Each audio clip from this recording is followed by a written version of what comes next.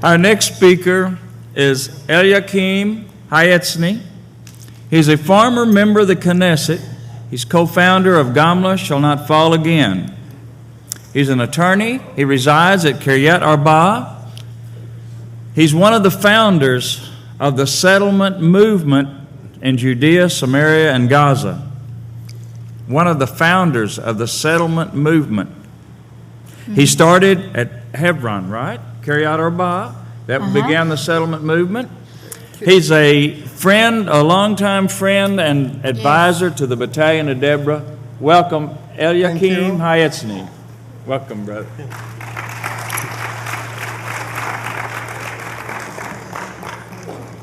Ladies and gentlemen, dear friends, I am still under the impact of what we saw here, under the spell of what we saw here, and it is some contradiction for me to speak about what happens inside this threatened community, this threatened people, nation, state, threatened by such a Islamo-Nazi culture.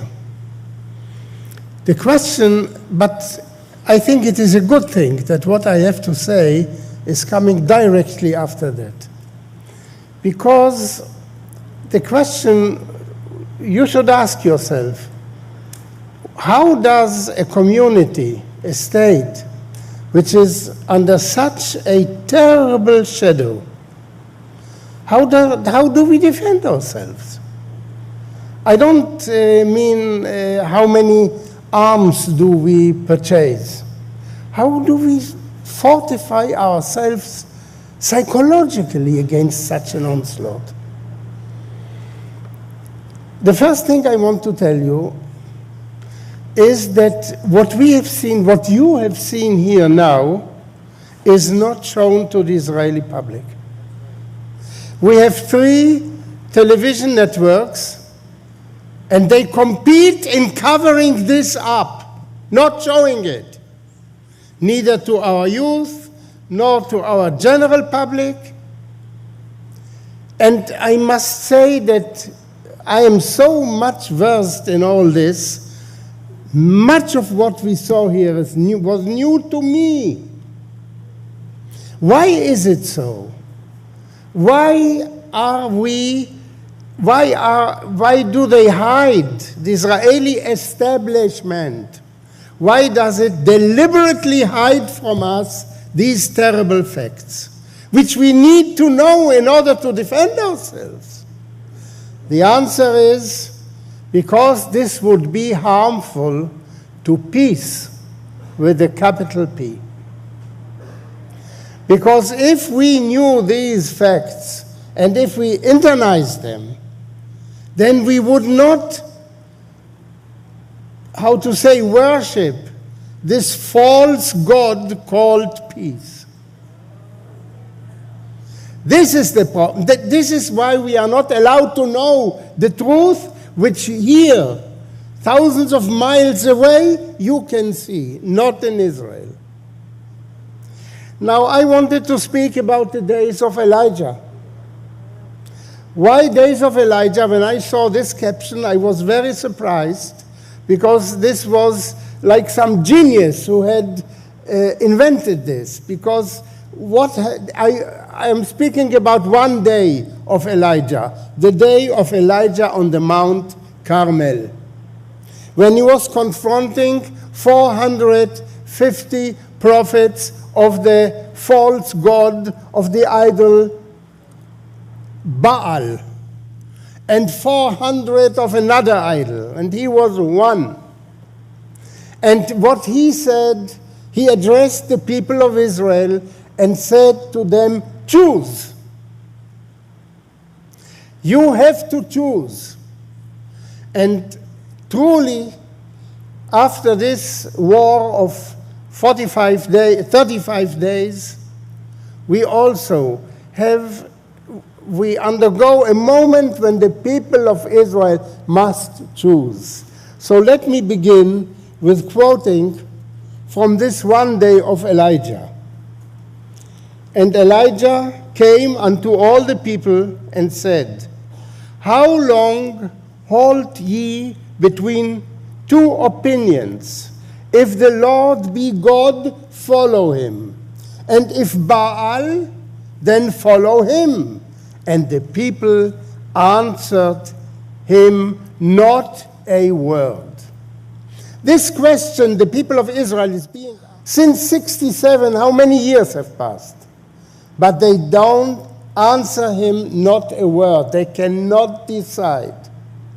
It should be so simple to decide looking at what you saw and we saw now. Did you hear one word in this Arab terrible bloodthirsty propaganda? Did you hear one word about Hebron, about the so-called West Bank, about the Gaza Strip? Do they want to commit the Shahada for those? No, for Jaffa, for the whole of what they call Palestine, for Islam, for Allah. So it is not this idol which is called Land for Peace. So you have this terribly threatened society in Israel.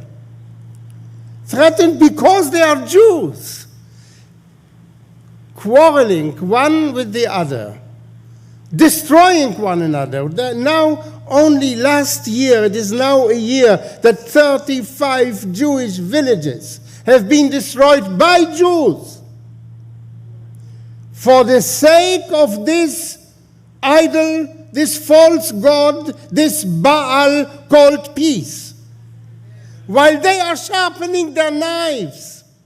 So there is some delusion. And the so-called settlers, the so-called national camp, those who want to remain faithful to our Jewish roots, we say, wake up, choose. And the people answered him not a word. And we shall come later to the continuation of this story. Now, this Baal, this false god called peace, is worshipped by appeasement. And the sacrifice he demands is land. And the vision, the prophetic vision he has is Palestine, Palestine. And the credo is land for peace.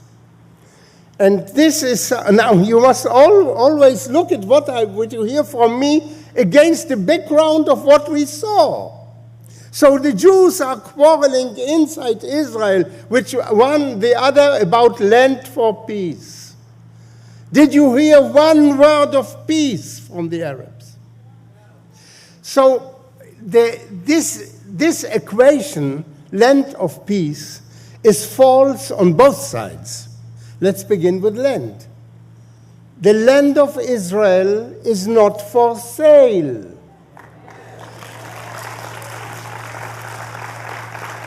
It is not in the authority, in the jurisdiction of any government or president or prime minister of Israel to give away the land of Israel for anything at all. This is number one. And what do you get? You get peace, you get Shahada.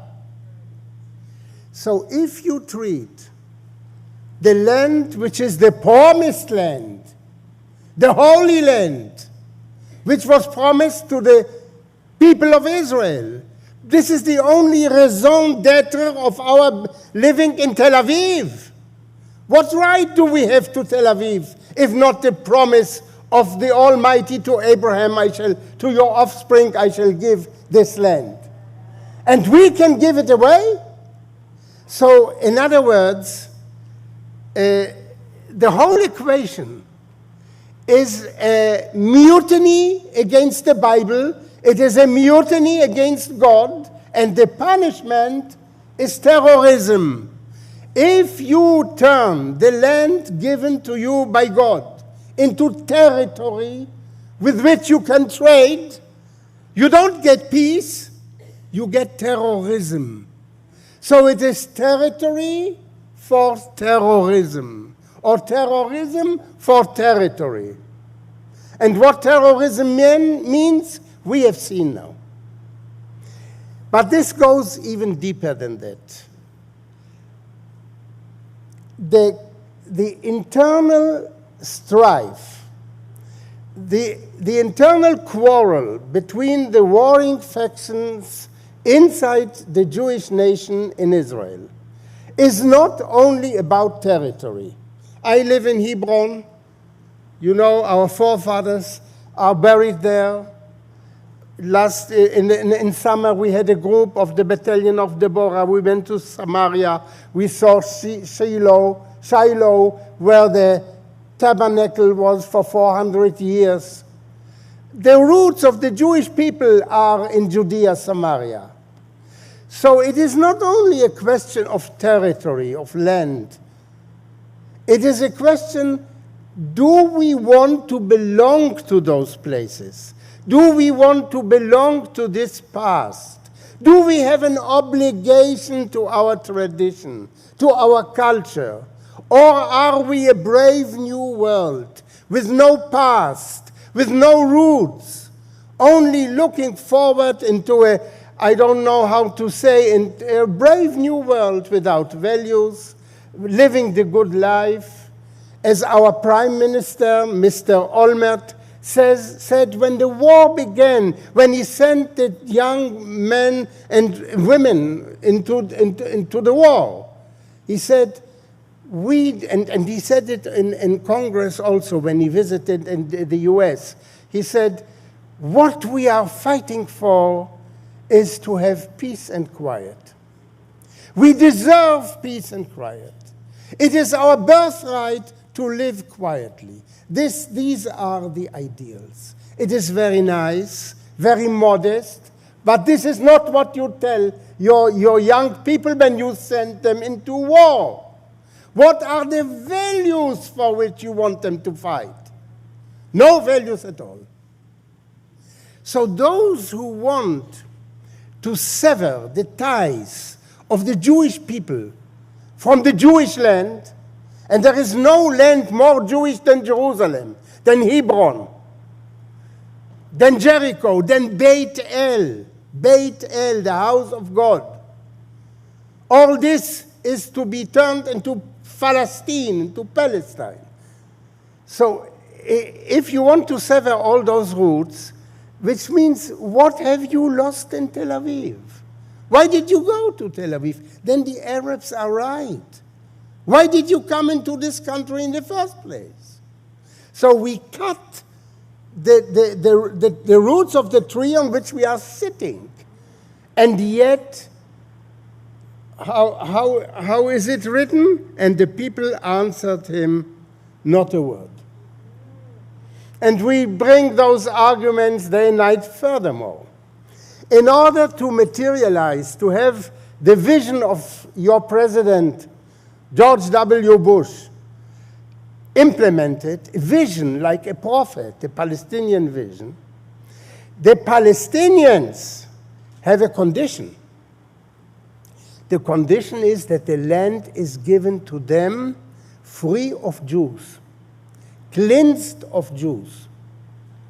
Not one Jew should be on the land given to them. And this has already been committed. Mr. Sharon, before he committed the crime of destroying the Jewish villages in the Gaza Strip and 4 other in northern Samaria, he said, I pledge that by the end of the year 2005, not one Jew will remain in the Gaza Strip. This was said by a Jewish prime minister in the Jewish land, in the Jewish state. And he kept his pledge. Now, tell me, where in the world today Is there a place which by law, by definition, cannot have Jews? Jews are verboten, which is in the German Nazi term Judenrein, cleansed of Jews. Where in the world? Albania, Germany, Russia, take anywhere. There is not one place. And there is to be only one place which is named Judea. Only in Judea, not one Jew should live. Now imagine, in his wildest dreams, this mass murderer Adolf Hitler did not dream that 60 years after his dismal death, the Jews themselves would cleanse Judea of Jews in order to make place for the Palestinians to enjoy living in a land without Jews. And this the Jews would do to themselves. Imagine what this means. And all this to worship the false god called peace. Now,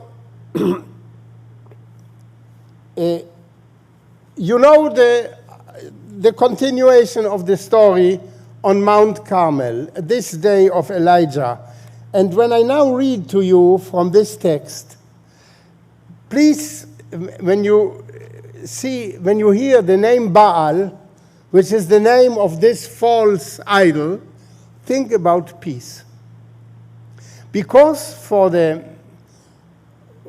we call them the leftists in our country, peace is not a state of no war or of harmony. It is a creed.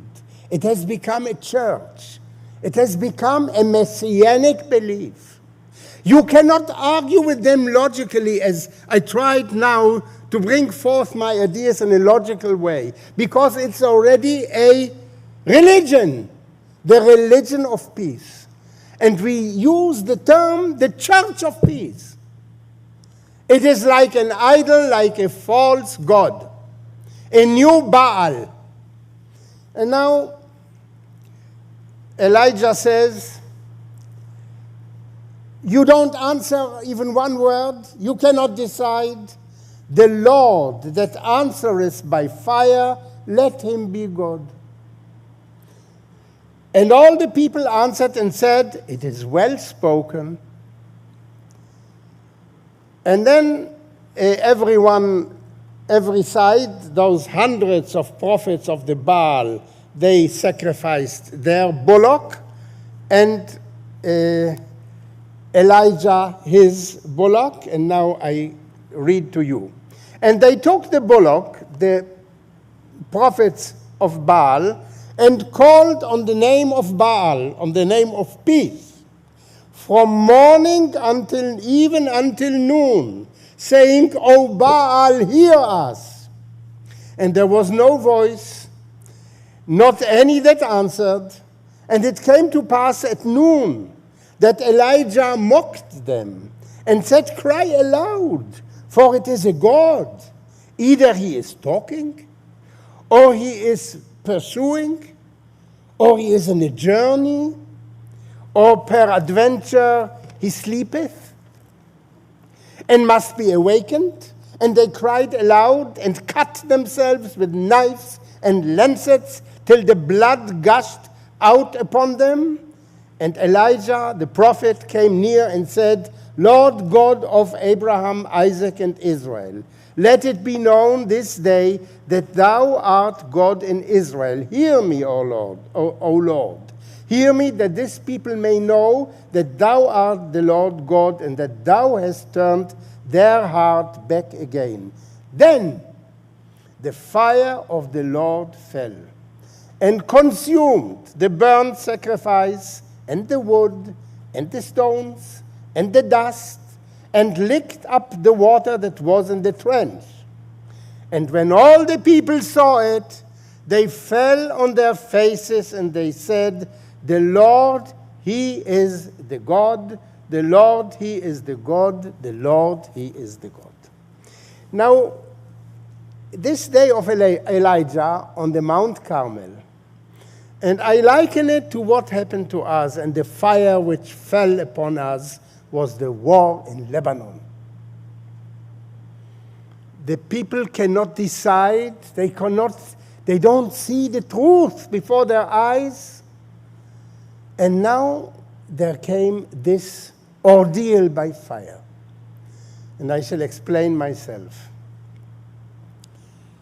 When it transpired after the Oslo agreements that peace with the Arabs is not attainable, is not achievable, and now also the worshippers of the peace church in Israel admit to this, that a piece of paper on which the word peace is written is impossible to attain, neither from Arafat nor from Abu Mazen or from any Abu in the world.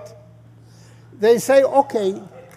They say, if this is so, then give us a period of quiet. If not peace, then quiet. A tacit quiet. We shall retreat unilaterally. Don't promise us anything. We don't sign a paper together with our filthy signature, because for you, any Arab who puts his signature beside our signature, this is for you also a danger for your life. So don't sign. We don't sign anything. We simply go away, and you give us peace and quiet. And this was practiced for the first time in Lebanon. In the year 2000, we simply, in the dead of night, escaped. The mighty Israeli army, and this was not so much published, ignominiously, in one night, eloped, ran away, disappeared, and left tanks and cannon and military material in masses, and betrayed also our friends, Southern Lebanese Christian Arabs, not only Christian, also Shiite units were in this Southern Lebanese army who worked together with Israel for the peace of the region, betrayed them in worship of this false god. And we had a few years quiet, peace and quiet. And if you go through the Israeli press during those years between 2000 and 2006, you will see that they say we had a genius for Prime Minister Mr. Barak, and he invented this ingenious device of running away unilaterally, one-sidedly, and it succeeded. And the tourism flourished in the Galilee, etc., etc. Yes, they kidnapped a soldier. They murdered 3 soldiers once, and they kidnapped another soldier some other time. These were incidents, but we overlooked them for the sake of peace. It went so far, they came to the fence. They put their military positions right on the last centimeter of the fence, and their yellow Hezbollah flags. And there were Israeli commanders who, in the Israeli positions, took down the flag, our national flag, in order not to aggravate them. Not to aggravate them. And this was the standard argument of the worshippers of the modern Baal, called peace, to appease them. And this exploded in their face with the Lebanese war. What we found there was a Maginot Wall. Fortifications, unbelievable. I have no time to describe it. And last year, the second step was made unilateral. We did not negotiate with the Arabs. We did not speak to them. We simply destroyed by ourselves 25 villages, Jewish villages, in the Gaza Strip, 4 Jewish villages in northern Samaria and forcibly expelled 10,000 Jewish so-called settlers, the best citizens we have, who went into the fire, into this fanatism, living there, manning the border of civilization versus barbarity, and they were taken out by the army, and the army was busy for a whole year preparing for this expulsion of Jews. Our army. And now in Lebanon, it was the visitation and the punishment, because in Lebanon, our army was not ready. The army was ready to expel the Jews. They were not ready to fight the Arabs. And there will be an inquiry commission showing terrible negligence, etc., because they were busy with the expulsion of Jews for the worship of this Baal called peace. Number one. And if this is not enough, during the first days of the Lebanese war, our Prime Minister, Mr. Olmert, said the following. He said, and there was a feeling that we are going to win the war with flying colors. In the first days, the heady days, he said, now that we shall succeed in beating the Arabs very quickly in Lebanon, this will enable us to continue the next step of unilateral retreat in Judea, Samaria. Because we should show that it is so easy to repair the situation. By 2-3 days, we give them 1 or 2 blows and everything is okay. So we can continue. The next step was not 10,000 Jews to expel, but 100,000. 100,000 Jews should have been expelled by the year 2007, the whole year 2006 consecrated to the preparations to cleanse Samaria and Judea, to prepare it for the vision of Mr. Bush of a Jew-free Arab-Palestinian state. And Mr. Olmert only waited for a resounding victory over the Lebanese, over the Hezbollah, to show that this is possible. But the fire came from the heaven and showed him, and now his chair is shaking, and his days in government are numbered, and the days of his government. And the people of Israel are beginning to think, they are not yet there. They are beginning to understand, and I shall tell you how. After we vacated the Gaza Strip, maybe God, the Almighty, is very patient with us, and He treats us like a retarded child, like an imbecile.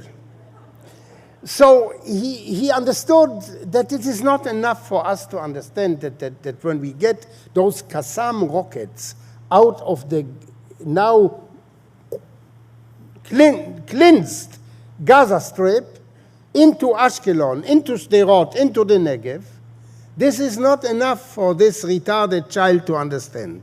So what did he do? He put into the mind of the Arabs to position the launchers of those missiles on the ruins of the Jewish settlements. There was a Jewish settlement called Nisanit. From there they launched the missiles into Ashkelon, etc. And from other places, exactly from the destroyed Jews, we have a hard head. Maybe God thought this will enter, perhaps we shall understand it. No. On the Israeli radio or television, they don't say, this happened because of this. They say they put it there. Nobody said, maybe this means something. That these rockets now hit us because we emptied the Jewish settlements, because we expelled the Jews. No, it didn't happen. When God saw this, and he is very patient with us, he said, I must have another lesson from them. This is already a lesson for morons. And somebody said we got 100 rockets per day. We got more, about 200 rockets per day. On the whole Galilee and on Haifa, on the city of Haifa, the third largest city in the country. From Lebanon, from the place we vacated one-sidedly for the sake of peace. And 1 million people were either refugees, most of them refugees, the others in the cellars. And many of them, of the refugees, where did they find refuge? In Hebron, in Samaria, in the Jewish settlements, in those settlements who are earmarked, or were earmarked, to be expelled in 2007. And in other words, if God wants to show us, as on the Mount Carmel, that the fire came and showed them until they said yes, not the Baal is the God. It entered their hard heads. Now, refugees from the Galilee came to the Jews in Samaria, to the settlements, for refuge from the bombs. And then, for the first time, somebody asked the question, by God, what would have happened if a war broke out while the Arabs already rule Samaria and Judea? In other words, the distance from the mountains of Samaria to Tel Aviv, to Netanya, to the whole central part, which was still a refuge, is 15 kilometers, 20 kilometers. So if Olmert would have succeeded in expelling the Jews from Judea and Samaria and giving it over to the Arabs, this would be another southern Lebanon. So where will you run? Where is your refuge? In the deep blue sea? Nowhere else. For the first time, they began to ask this question. And to answer the question that where there are settlements, there are no missiles. There can be no missiles. As long as I sit in Hebron, in Kiryat Arba, there will be no missiles in Hebron, Kiryat Arba. This is why I am there, because of the covenant of Abraham. I am there because of the Bible. I am there because of what is written.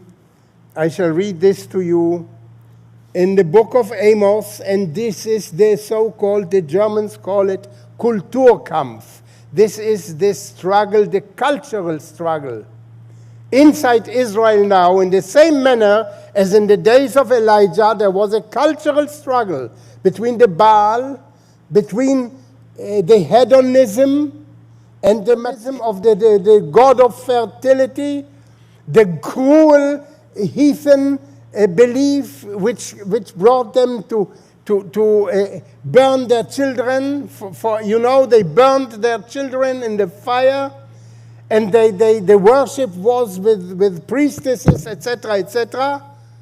And there were idols upon idols, and Baal and Asherah, etc., on one hand, and one God who has no picture, whom you cannot see. And he doesn't give you. He takes from you. He demands from you many things. So this was not easy for the people of Israel to decide.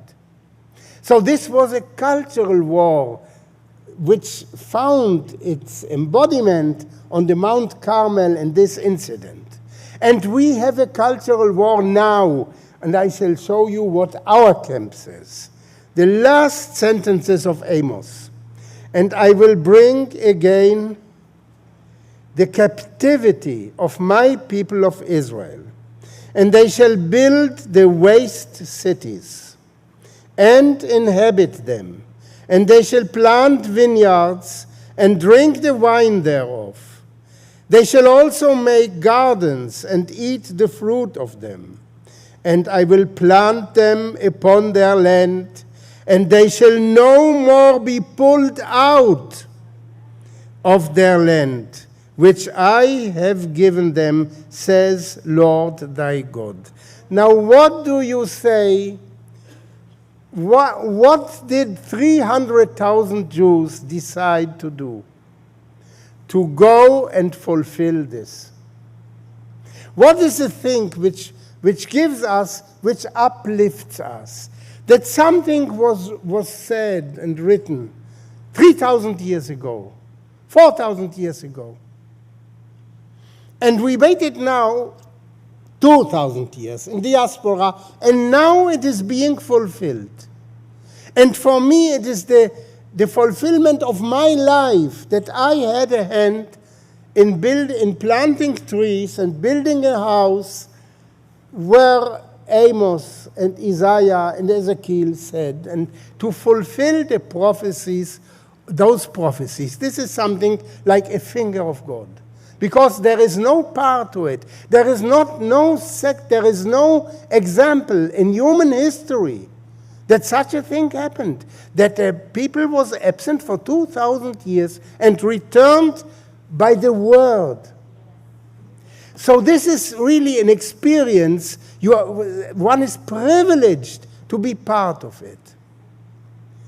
Now imagine that in the same generation, in the same land, somebody takes upon himself, and he is at the government of Israel, to turn this prophecy into a lie.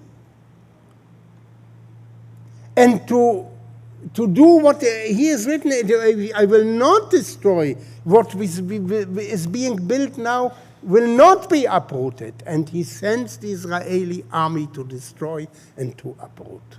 So this is really not only a struggle over land. It is a cultural struggle. It is a culture and a counterculture. The same manner as with Elijah on the Mount of Carmel. And again, what is it that killed 159 of our citizens and our children, etc.? It was fire. And why do we need this fire? Because we don't want to understand. We don't want to see. We are not able to believe. And now I shall only read to you what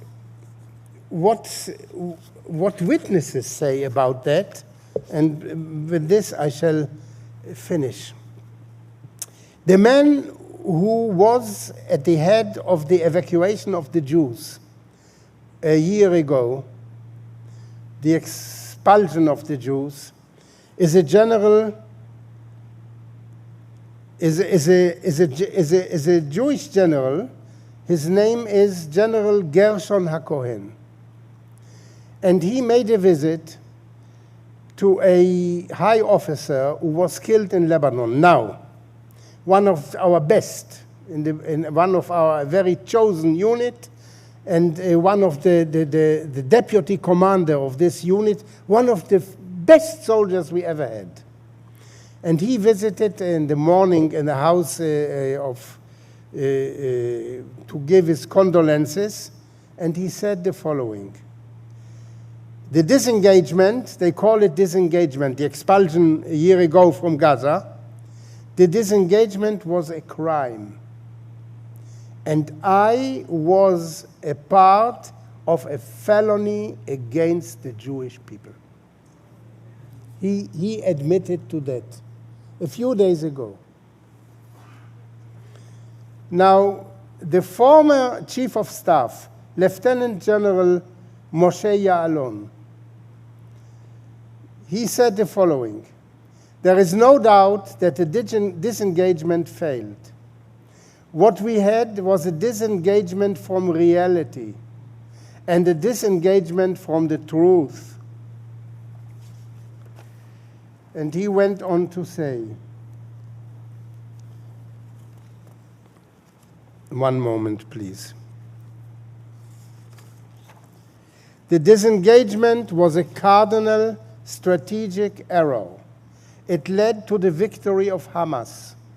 The victory of Hamas, which you saw here, was a direct result of the expulsion, of the voluntary expulsion of the Jews.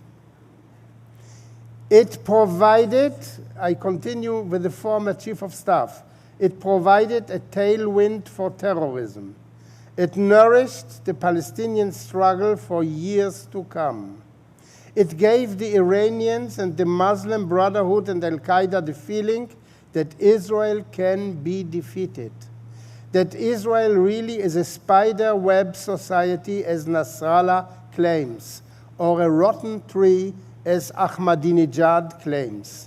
Thus, the disengagement did severe damage to Israel.